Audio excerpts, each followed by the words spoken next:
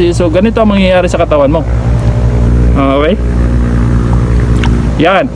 Okay, konti lang yung binigay ko, tapos ganito na. Oh. Diba, magic? So ganun din siya, magic. Ibig sabihin, yan lang po talaga yung pwedeng benefits pag iinom tayo ng vitamin C. Okay ba? Hello po mga ate, so meron ako ibabahagi sa inyo napakagandang good news. Ito po ay tinatawag nating vitamin C. So ang vitamin C po ay ito po ay mother of all vitamins. So ibig sabihin po sa lahat ng vitamins A to Z, so ito po ay pinakamagandang vitamin sa ating need sa ating katawan. Dahil ito po ay mother of all vitamin C, okay? Or vitamins. Okay, so ano po ba ang magtatanong kayo sa akin, ano po ba ang kuhaan dyan, benefits? Okay. So ang benefits po nito ay sa mga merong ulcer diyan. So alam niyo naman yung ulcer, pag yun po ay atake sa atin, talagang delikado po talaga dahil nakakamatay po yun. So ito po ay nakakatulong po na mawala po yung ulcer nyo. So nakakawala po ito ng ulcer. So sa mga may kidney stone, okay, so sa mga kidney stone po ay nakaka-dissolve po ito sa mga kidney stone. So tinutunaw po niya ang mga kidney stone ng ating mga ng ating mga kidney. So pag may kidney stone kayong kakilala dyan, is napaka-effective po nitong pangpatunaw ng kidney stone. Okay? At the same time, sa mga may kakilala din kayong mga batang malnourished dyan. So sa mga malnourished din po, ito po ay nagpapagana po ng kanilang pagkain nila. So ibig sabihin po is napaka-effective po nito ng mga bata pampataba. Okay? Ang nagaganda po nito is wala po tayong pag-alalahan sa mga bata dahil organic po ito. Okay? So 18 years old up, so pwede na pong uminom nito. Okay? So 18 months old up. Okay? Correct ko po 18 months old up. So pwede na pong uminom nito. So ang pag-inom po nito is inumin nyo po siya ng morning. So bago kayo kakain, iinom muna kayo nito dahil organic po ito, unwater based. So ibig sabihin pag iinom kayo nito wala kayong kain, wala pong problema dahil alkaline and water based po ito. So hindi po maghihilap ang atin siya. Okay? So ibig sabihin napaka-safe po nito sa ating mga kids, sa ating mga bata. So ganun. So same time, meron pa rin sa mga kakilala natin dyan na mga trabahante, alam niyo naman yung mga trabaho na napakapagod talaga ng katawan. Okay? So ito po ay nagbibigay po ng lakas ng ating katawan. So napakaganda din po nito ng ating katawan.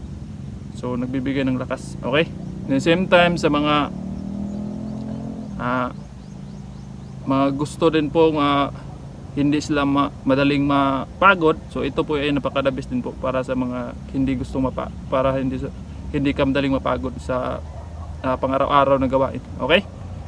So para at least makita nyo talaga kung gaano ito ka-effective, ipapakita ko po sa inyo kung ano ang pwedeng benepisyo nito sa ating katawan pag gagamit kayo nito.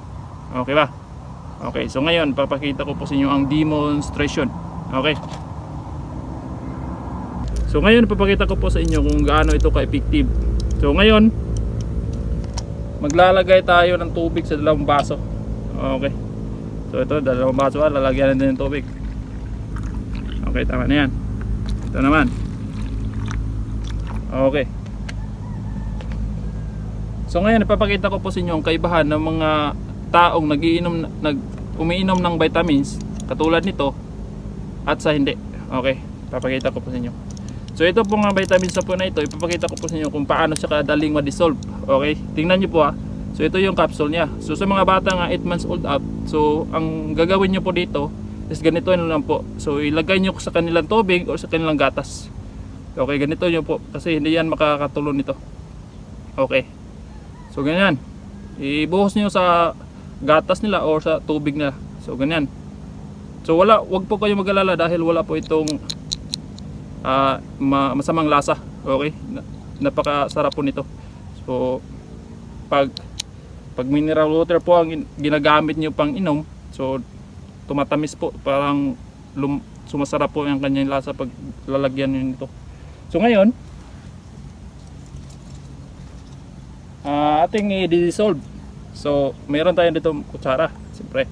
So makita nyo, yan, meron nakalugdang dyan sa ibaba. So hindi pa yan na-dissolve.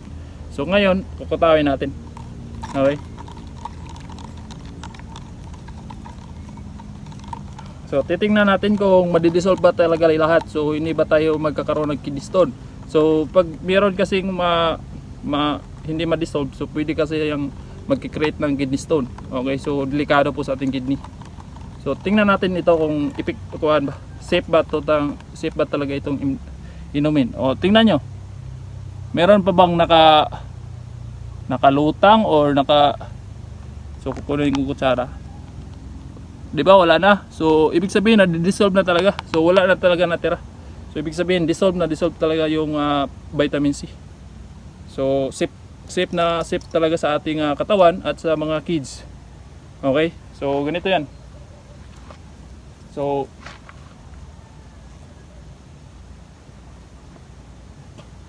ngayon ipapakita ko po sa inyo ang kaibahan ng mga taong hindi nagba-vitamins at nagba-vitamins.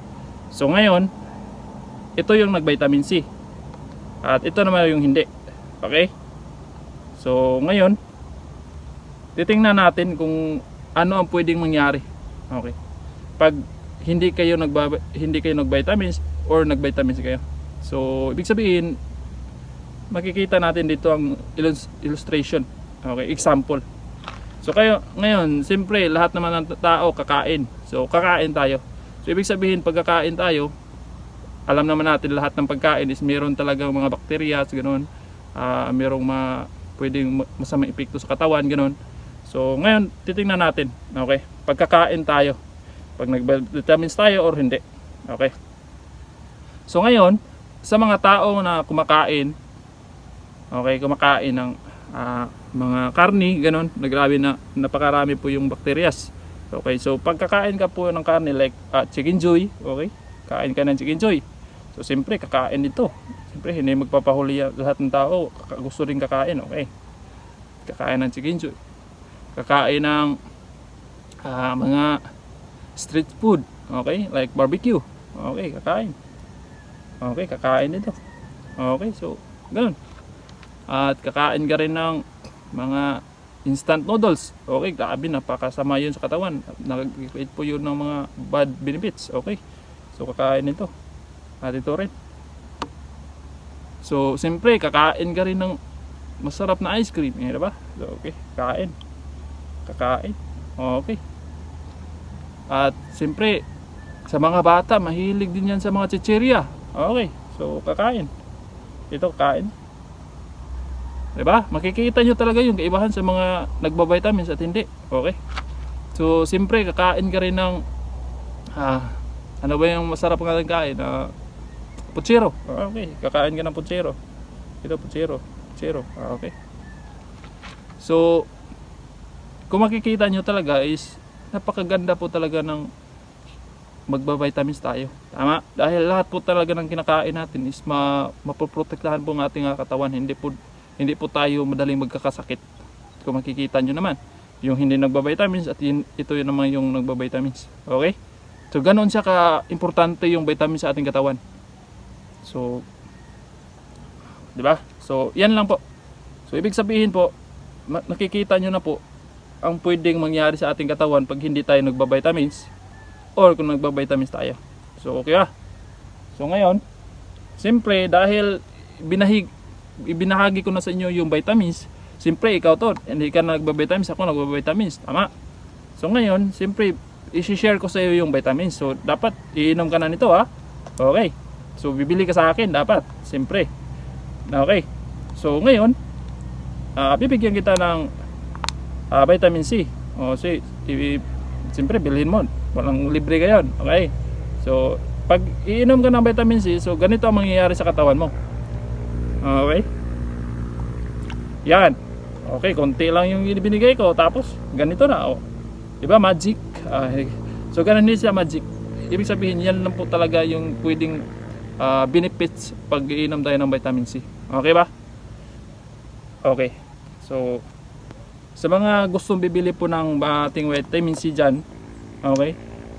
Ito po. So sa mga gusto pong iinom ng vitamin C dyan, so inquire lang po kayo sa akin.